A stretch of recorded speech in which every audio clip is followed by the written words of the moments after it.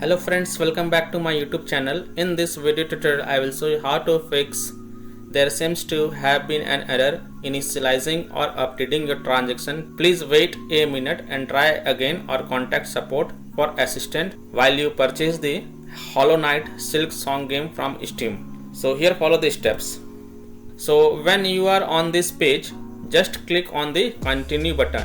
If it doesn't work, then again click on continue button. If it's still not working, then you have to repeatedly spam click on continue button. You may have to spam click on continue button for at least 15 to 20 times. In my case, I have to click on continue button for 15 to 16 times and then I was able to get to the next page. So spam click on continue button and eventually you will get to the next page. Here you can then click on purchase button and then you can finally complete the payment and purchase the game. So by this way you can fix this error when you purchase Hollow Knight Silksong game from Steam. So that's all for this video.